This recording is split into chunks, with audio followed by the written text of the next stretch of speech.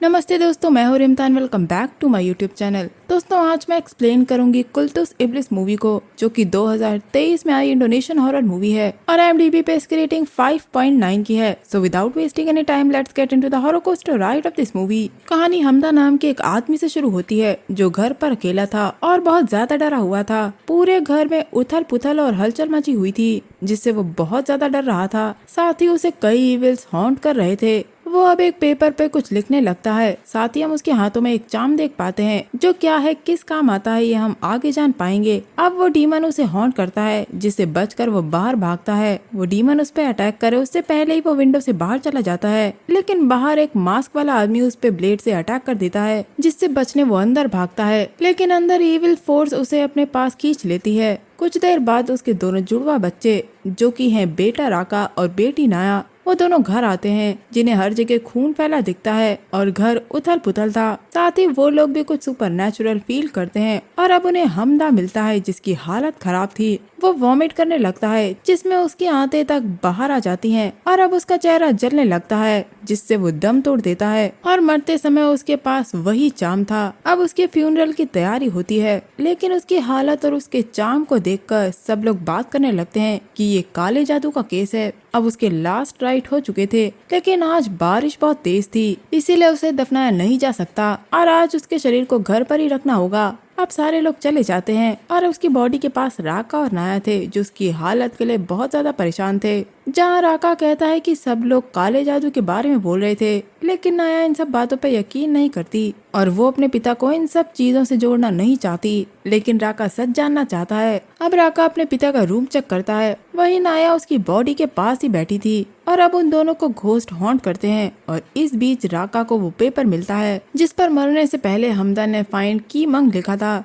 मतलब की मंग को ढूंढो। और एक नया चार्म भी उसे मिलता है। साथ ही हमदा की फैमिली फोटो भी उसे मिलती है, जिसपे रांगू गांव का नाम लिखा था, जहां हमदा पैदा हुआ था। अब यहाँ नाया को वही डीमन हॉन्ट करता है और अब वो हमदा की बॉडी के पास आता है और कुछ ही पलों में हमदा की बॉडी ही गायब हो जाती है, जिससे नाया और राका और ज्यादा परेशान हो जाते हैं। यहाँ राका बताता है कि उसे नया चार्म मिला है, लेकिन पता नहीं कि उसका यूज क्या है। वो फैमिली फोटो भी दिखाता है, जिसमें 4 लोग थे और उनके नाम लिखे हुए थे, हमदा, राजिमा, वुलन और बूदी। और इस पेपर पे लिखा था कि की मंग को ढूंढो, लेकिन ऐसा क्यों लिखा है? आगे राका कहता है कि उनके पिता की मौत का कोई सीधा मतलब नहीं है और चीजें उनकी समझ के बाहर हैं। जो वो देख रहे हैं वो एक्सप्लेन नहीं किया जा सकता और उन्हें सच तक पहुंचना होगा, जो उन्हें गांव में ही मिलेगा। दोस्तों, हमदा ने आज तक अपनी फैमिली को, पास्ट, इवन दोनों की माँ के बारे में भी कुछ नहीं बताया था और ये आज तक एक राज था। इन लोगों को हमदा की मौत का रहस्य और सारा सच गांव में ही मिलेगा और यहाँ रहने पे वो लोगों को क्या बताएंगे कि बॉडी कहाँ चली गई।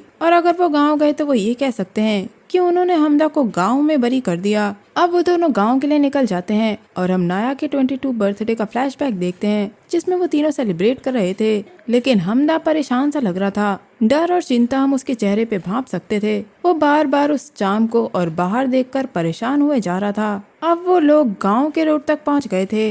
इधर राका और नाया गांव के सड़क तक पहुंच गए थे, लेकिन मेन गांव काफी ज्यादा अंदर है और यहाँ आते ही नाया का मूड खराब हो जाता है, क्योंकि उसे एक मरा चूहा दिखता है। अब ये लोग एक लड़के से हेल्प मांगने की कोशिश करते हैं, लेकिन वो लड़का इन्हें देखकर लौट जाता है और ये लोग अपने आप आगे जाते हैं तो इन्हें आयु नाम की एक लड़की मिलती है, जो इन्हें राजिमा के घर तक छोड़ने जाती है। अब रास्ते में इन्हें एक लेडी मिलती है, जिसकी एक आंख नहीं थी, जिसका आधा शरीर जला था और वो पागल लग रही थी। वो नाया के ऊपर थूक मलकर कुछ चैंटिंग करने लगती है, जिससे नाया काफी ज्यादा परेशान हो जाती है और अब वो राका को घर वापस चलने के लिए कहती है, क्योंकि यहाँ चीजें कुछ ठीक नहीं लग रही थी। लेकिन अब वो गाँव तक पहुँच गए हैं तो अब वापस जाने का कोई फायदा नहीं है। अब ये लोग राजिमा के घर जाते हैं, जहाँ वो वही फोटो राजिमा को दिखाकर पूछते हैं कि वो कौन है। तब राजिमा बताती है कि हमदा उसका बेटा था और उसने एक अलग ही रास्ता चुन लिया, तो चीजें बदल चुकी हैं और अब वो लोग उसे ग्रैंडमा ना बुलाएं। ये लोग राजिमा को हमदा की डेथ की बात बताते हैं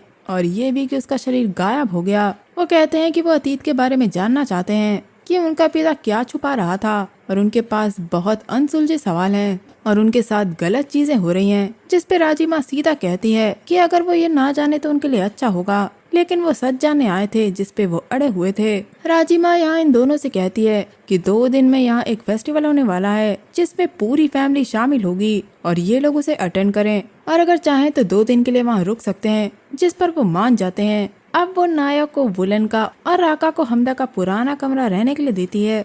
थोड़ी देर बाद राका अपनी बहन से बात करने आता है और कहता है कि कल वो लोग कीमंग के बारे में ढूंढेंगे। यहाँ नाया कहती है कि उन्हें यहाँ नहीं आना चाहिए था और इनके डैड के पास कोई अच्छी वजह होगी कि वो इन्हें यहाँ कभी नहीं लाए, लेकिन अब उसके दिमाग में ये सवाल आने लगे थे कि क्या इनका पिता अच्छा इंसान नहीं था, जिस पर राका उसे लाइट अप करके रेस्ट करने के लिए कहता है। अब जब वो रेस्ट करने लगती है तो उसे एक सपना आता है कि वो लाश की जगह पर है और वो डीमन उसके ऊपर चढ़ती आ रही है, जिससे वो बहुत ज्यादा डर जाती है और हमदा का वो चाम पहन लेती है और कुछ ही पलों में वो एक और सपना देखती है जिसमें वो एक केव के पास थी जहाँ से हमदा की आवाज आ रही थी और जब वो अंदर जाती है तो वो फिसल कर गिर जाती है और अब उसे बहुत सारी इंसानी हड्डियाँ और खोपड़ियाँ पड़ी हुई दिखती हैं, जिससे वो बहुत ज्यादा परेशान हो गई थी। लेकिन तभी उसे राका जगाता है और वो गार्डन में सोई हुई थी जो कहती है कि वो केव में थी, लेकिन राका इसे एक सपना कहता है। दोस्तों नाया को फिसलने पे एक चोट लगी थी जो अभी भी उसके पैर पे मौजूद थी, यानी कि वो केव में गई थी, लेकिन उसे कुछ समझ नहीं आ रहा था कि ये सब चल क्या रहा है। अब वो राका से कहती है कि उन्हें यहाँ से निकल जाना चाहिए, लेकिन राका कहता है कि वो वापस नहीं जा सकते क्योंकि फेस्टिवल कल है और इन्हें इनके डैड का सच जानना होगा जो फेस्टिवल से ही पता चलेगा। और रही बात राजीमा की तो वो भी इन्हें कुछ नहीं बताएंगी, तो इन्हें गाँव में घूमकर खुद ही चीजें पता लगानी होंगी। अब राजीमा इन्हें खाना देती हैं, लेकिन राका मीट नहीं खाता, वो नॉर्मल खाना खाता है। राजीमा दोनों से कहती है कि उसका हमेशा से मन था कि हमदा उन्हें यहाँ लेकर आए, लेकिन वो इन्हें नहीं लाया। हालांकि अब ये लोग यहाँ आ गए हैं तो वो बहुत खुश है। अब बातों बातों में नाया उससे केव के बारे में पूछती है तो वो कहती है कि गांव में कोई भी केव नहीं है। अब राका और नाया यहाँ घूमने लगते हैं जो केव ही ढूंढ रहे थे, जिन्हें कोई भी केव नहीं मिलती और उन्हें वही लड़का मिलता है जो इन्हें देखकर लौट गया था, जिससे ये लोग केव के बारे में पूछते हैं तो वो कहता है कि यहाँ एक बाती केव है और इतना कहकर वो वहाँ से चला जाता है। ये लोग केव ढूंढने लगते हैं लेकिन अभी भी वो इन्हें नहीं मिलती।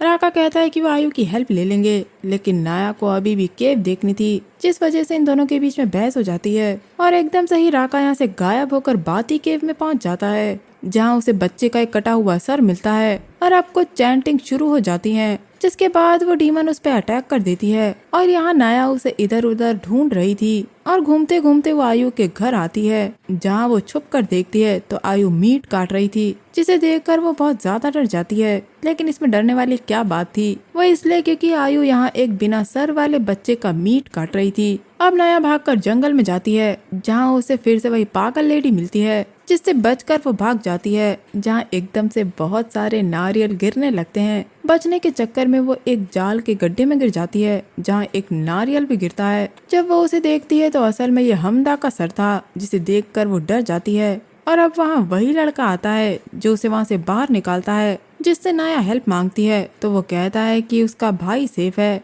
और उसे वो राजीमा के घर पर ही मिलेगा। गांव में अगर कोई गायब होता है तो वो वहीं पहुंच जाता है और वो इस गांव से जल्दी निकल जाए। नाया उसे पूछती है कि आखिर यहाँ चल क्या रहा है और क्या वो उसके पिता हमदा को जानता है, जिस पर वो कहता है कि वो उसे जानता है, लेकिन वो ये सब उसे बाद में बताएगा। अभी उसे घर जाना चाहिए और जल्द से जल्द इस गांव से निकल जाना चाहिए, जिसमें वो इसकी हेल्प करेगा और नाया मान जाती है। अब वो नाया को राजीमा के घर छोड़ देता है और रास्ते में अपना नाम सुगंग बताता है। वो बताता है कि वो किसी से ज्यादा बात नहीं करता और अनजान लोगों से बचकर ही रहता है, इसीलिए वो नया लोगों से भाग रहा था। यह नाया उसकी वॉच नोटिस करती है जो काफी महंगी और यूनिक थी, जिस पर सुगंग कहता है कि ये उसके पिता की है। सुगंग कहता है कि वो सुबह 3 बजे तैयार रहे और किसी को भी इस चीज के बारे में पता नहीं चलना चाहिए कि वो गांव छोड़ के जाने वाले हैं। अब वो घर आती है तो राका को भी यहीं पाती है जो खाना खा रहा था, बट शॉकिंगली वो मीट खा रहा था जो कभी मीट नहीं खाता था। अब नाया भी खाना खाने लगती है और इस बीच आयु घर पर आकर मीट देती है,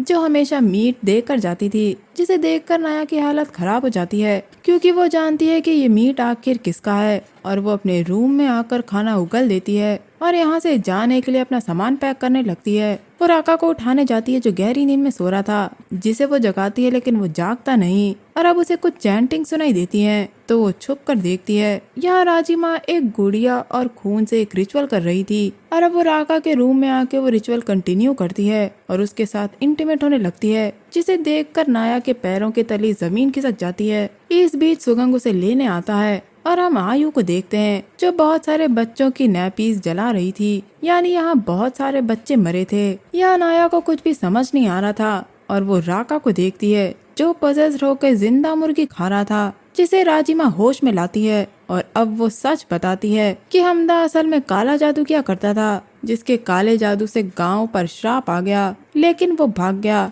लेकिन अब इन लोगों को श्राप से बचने के लिए गांव के सभी बच्चों को मारना पड़ता है और अब ये लोग यहाँ आए हैं जो इस कर्ज को हटाने में उनकी हेल्प कर सकते हैं। लेकिन नाया यहाँ रुकने के लिए मना कर देती है। यहाँ राका फिर से पजेस्ड हो जाता है, जिसे राजिमा ठीक करती है और कहती है कि वो कहीं भी भाग जाएं, कर्ज उनके पीछे हमेशा आएगा, इसीलिए उन्हें कर्ज हटाने में गांव की हेल्प करनी होगी। अगले दिन वो दोनों को बाती केव ले जाती है जहां आज वो फेस्टिवल होना था। राजिमा कहती है कि उन्होंने पहले केव के बारे में नहीं बताया था, नहीं तो वो लोग यहाँ पहुँच जाते और ये एक सेक्रेट जगह है। यहाँ हम सभी गाँव के लोगों को देखते हैं और रिचुअल की तैयारी हो रही थी और हम यहाँ देखते हैं कि सभी लोग मास्क लगाए हुए थे और ऐसा ही मास्क वाला एक आदमी हमदा को मारने आया था। अब राजिमा रिचुअल बताती है जिसमें उन दोनों में से एक को सेक्रीफाइस कर दिया जाएगा। अब राका को थ्रोन पर बैठाकर नाया को बाहर एक रूम में कैद कर दिया जाता है जहाँ उसे सुगंग बचा कर निकाल लेता है और सुगंग उसे भागने के लिए बोलकर गांव वालों को भटका देता है, जिसे पकड़कर गांव वाले राजिमा के पास ले जाते हैं जो उसे जिंदा जलवा देती है। अब नाया भागकर गांव तक आती है और ये घर उस पागल लेडी का था और यहाँ आता है ट्विस्ट। वो लेडी पागल नहीं थी बल्कि वो सुगंग की माँ है और साथ ही साथ बूदी की वाइफ यानी नाया और राका की आंट जिसका नाम विटॉन है और सुगंग इसी का बेटा था यानी राका और नाया का भाई। अब वो नाया को यहाँ सारा सच बताती है जो इस प्रकार है। तो इस गांव में लोग बाती डीमन की वर्शिप करते हैं, जिसकी वर्शिप करने वाले फॉलोवर्स में इन ब्रीडिंग होना ही जरूरी है। मींस खून के रिश्तों में गलत एक्ट जिससे कुछ बच्चे विकृत पैदा होंगे जिन्हें बाती को खाने के लिए दे दिया जाएगा और बदले में वो इन्हें सुरक्षा और समृद्धि देगा। हर बार कुछ बच्चे सेलेक्ट होते हैं और कुछ छूट जाते हैं जिन्हें अगली बार खिला दिया जाता है, या तो वो बड़े होकर रिचुअल फॉलो करते हैं और इन ब्रीडिंग से जो परफेक्ट बच्चा होगा उसे लीडर बना दिया जाता है जो रिचुअल जारी रखता है। और यहाँ विकृत बच्चों से मतलब ये है जिसकी एक एक्स्ट्रा उंगली हो सकती है, कोई आंख डिस्टर्ब हो सकती है या ऐसा ही कुछ। और यहाँ एक और बड़ा ट्विस्ट आता है जब नाया को उसकी माँ के बारे में पता चलता है कि हमदा की इन ब्रीडिंग उसकी ही बहन वुलन से हुई थी, जिनके 2 जुड़वा बच्चे पैदा हुए और वो दोनों ही अपने बच्चों को इस गंदगी से बचाना चाहते थे। और जब वुलन मरने वाली थी तो हमदा वहाँ से बच्चों को लेकर भाग गया। उसने विटॉन की हेल्प ली थी क्योंकि वो मैजिक जानती थी और इसी मैजिक से वो बची थी जब उसका घर जला था और उसका पति बूदी मर गया था और इसमें वो आधी जल गई थी। अब वो उसे कीमंग के पास भेजती है जो उसे चांस देता है, लेकिन ये चांस सिर्फ 21 साल तक ही चल सकते थे। इसीलिए जब नाया का 22वां जन्मदिन आया था तो हमदा परेशान रहने लगा था और चार्म्स की पावर खत्म होने लगी थी और चार्म्स की पावर खत्म होने पर उसे बाती ने मार दिया और इस गांव के एक आदमी ने उस पर अटैक किया और उसी ने हमदा की फैमिली फोटो वहाँ रखी थी ताकि राका और नाया फोटो के जरिए यहाँ तक आ जाएं और इन पर रिचुअल हो जाए, क्योंकि नाया की एक एक्स्ट्रा फिंगर थी यानी वो एक विकृत बच्ची थी जिसको सेक्रीफाइस दे दिया जाएगा और राका परफेक्ट है इसीलिए वो लीडर बन जाएगा। अब नाया वो चार्म दिखाती है जिसे देखकर विटॉन बताती है कि ये बाती को भगाने का चार्म है जिसे विकृत बच्चा ही यूज कर सकता है। और अब वो लोग यहाँ से जाने लगते हैं, लेकिन गांव वाले विटॉन को मार देते हैं। वहीं पोजेस्ड राका नाया को केव में ले जाता है और अब राजिमा उसका सेक्रीफाइस करने वाली थी क्योंकि वो राका की ट्विन थी और अगर वो नहीं मरी तो राका बाती में नहीं जा पाएगा। लेकिन नाया वो चार्म राजिमा के माथे पर लगा देती है जिससे वो सभी गांव वाले एक दूसरे को मार कर खत्म कर देते हैं और नाया राजिमा को खत्म करके राका को वहाँ से भगा ले जाती है, लेकिन बाती इनका पीछा करती है और सीन यहाँ से कट हो जाता है। अब सुबह उन दोनों को होश आता है जो एक वैन से लिफ्ट लेते हैं। नाया को लगता है कि सब कुछ ठीक हो चुका है, लेकिन हम एक और सीन देखते हैं जिसमें एक भरी बस के सभी लोगों को बाती से पजेस्ड राका खत्म कर देता है, यानी उसके अंदर अभी भी बाती डीमन है और एंड में वो नाया को खत्म कर देता है और अब वो बाती डीमन का होस्ट है और उस कल्ट का लीडर। और बस ये मूवी यहाँ एंड हो जाती है। तो दोस्तों ये था मेरा मूवी एक्सप्लेनेशन कुल तो सिबलिंग्स को लेकर। उम्मीद करती हूँ आपको ये मूवी एक्सप्लेनेशन पसंद आया होगा। अगर आपको मेरा ये वीडियो एक्सप्लेनेशन पसंद आया तो मेरे चैनल को लाइक शेयर और सब्सक्राइब किए बिना मत जाइएगा। मैं मिलूंगी आपसे अगली वीडियो में, तब तक के लिए अपना बहुत ख्याल रखिए। Stay safe, keep hunting, lots of love.